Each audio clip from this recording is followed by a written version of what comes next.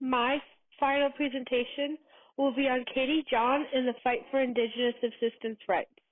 The indigenous people have relied on subsistence hunting since the first migration 15,000 years ago across the Bering Land Bridge.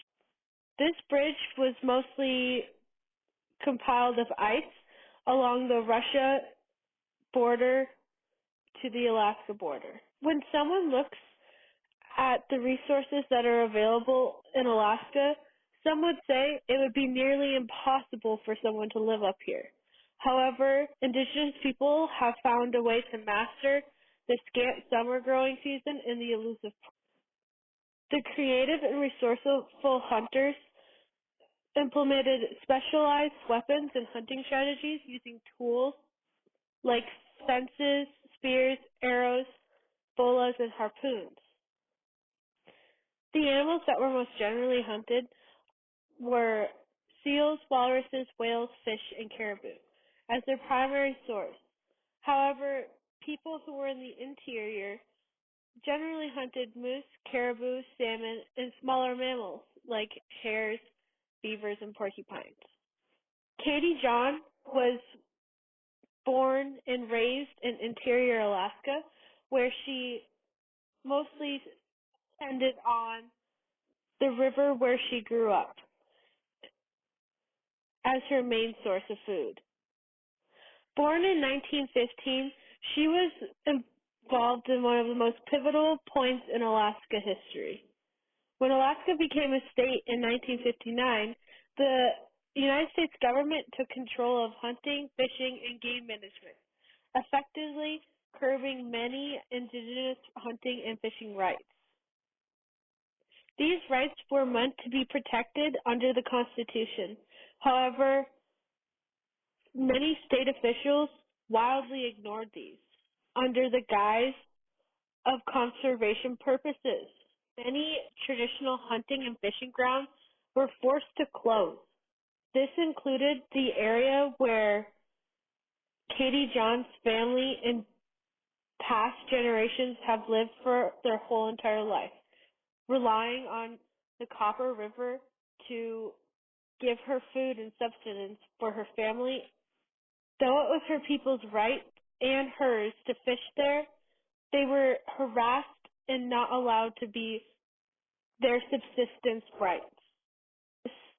The cultural significance of this land was outstanding. Not only was this where they got their food source, but also where they buried their past relatives for generations. This was spiritual and cultural disruption. In 1984, Katie John, a woman who grew up with these rights, would now have to fight for them. In a 17-year legal battle that would define the state's rights over public lands and waterways and define state and federal regulations in what constitutes a waterway and subsistence living. Katie John is an Athabascan Native Alaskan and daughter of the last chief of the Batsulentas, who was born in present-day Slana, a native village. She would take the responsibility of this. After just 5 years of statehood, the state closed down the Copper River, where her people have been fishing for generations. 20 years after the unjust management of the Copper River, Katie John and an Ottoman elder, Doris Charles, submitted a proposal requesting that the state open the river for subsistence fishing. However, the request was met with unequivocal denial, even though just a few miles downstream, this same river had users able to fish and sport for commercial uses by the thousands. Why was her land any different from that? Seeing the outrage, the Native American Rights Fund filed a suit the next year as repercussion of the state not respecting the people's rights to fish on their native land. It was also in clear violation of the Alaska National Interest Land Conservation Act. It was outright ignoring some of the parts where it was protecting state regulations for fishery. In 1990, the federal district court deemed that the regulation was too restrictive. The state board could acknowledge this regulation as too restrictive, but was struck down by the Alaska Supreme Court decision with the ruling of McDowell versus State. This recognized that it was unconstitutional in the Alaska Constitution under the current stage of it for the state's rural priority. With the McDowell ruling, Alaska governments was in a division where two district legal regimes, the federal and the state law, were now coexisting and not knowing what to do with regulating public lands.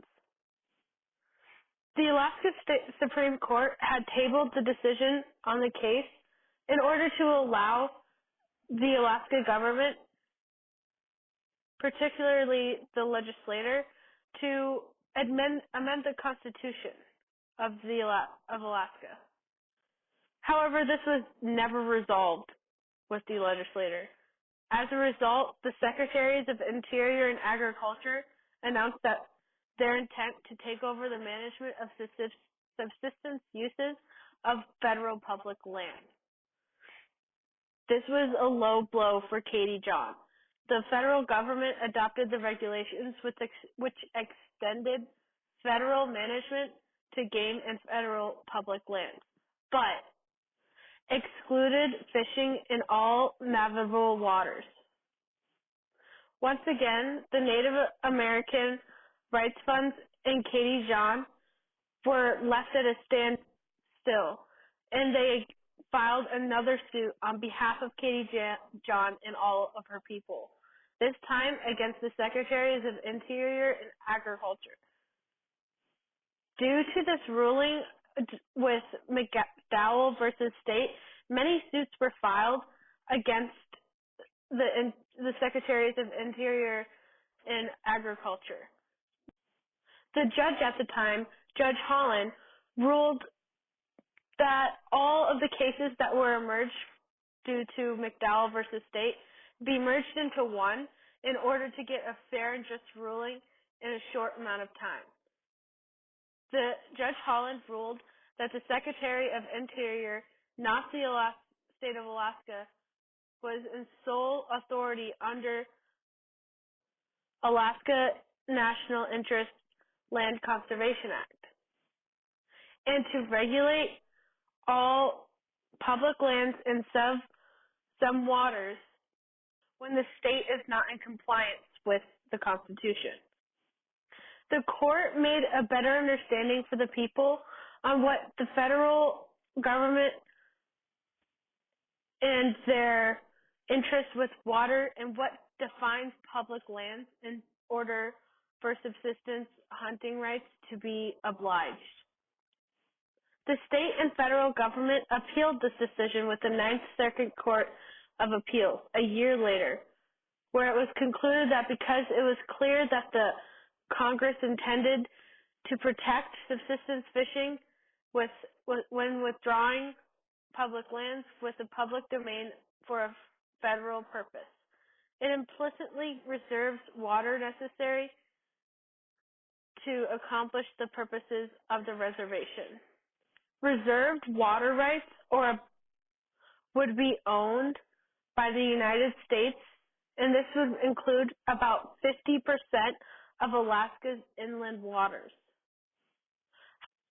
The state of Alaska requested a review in order to definitely know what waterways would be controlled by the federal, state, and what would be protected by subsistence rights.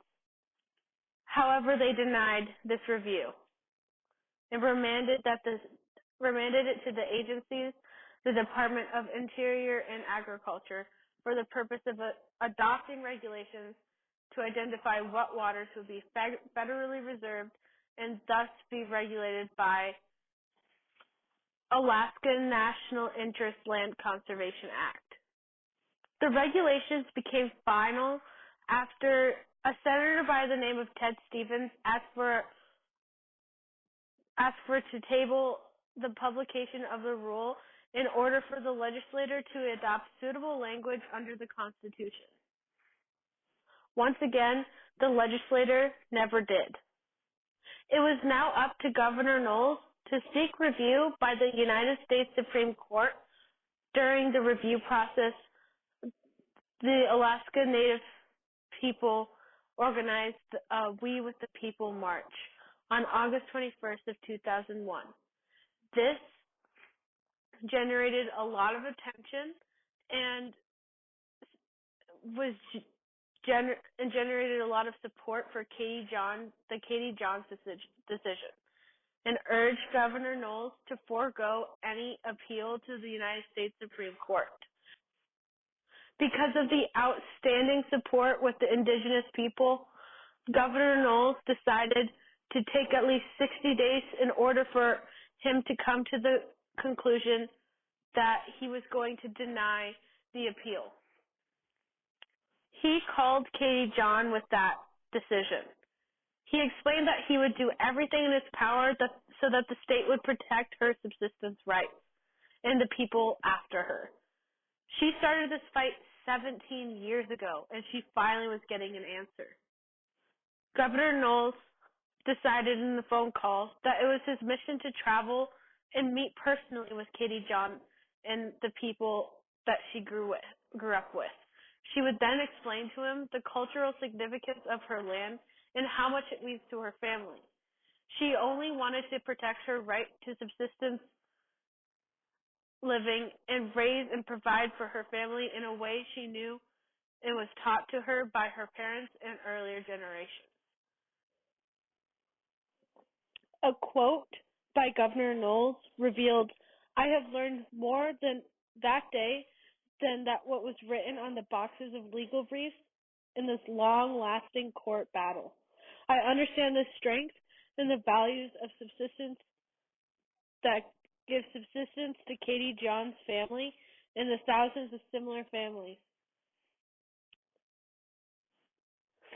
Groups like the Native American Rights Funds are pivotal to understanding and giving groups the means of legal assistance. Katie John's voice was heard and echoed with a platform with this organization, and it would not have the same effect if she was left to fight this battle all alone.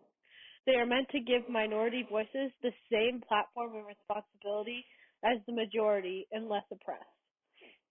Katie John will live in infamy in the state of Alaska as she stood for her people's rights and not letting a long legal battle deteriorate her will and need for subsistence living. As a reminder of what she has left behind, the state legislature in 2016 has given May 31st of each year a name, Katie John Day, where she'll be known for her determination, persistence, and defense against with the Alaska Native people and traditional hunting, fishing, gathering rights. She is a mentor to many Alaskans, and she devoted her life to protect her ancestral homeland. Thank you for listening to my presentation on Katie John.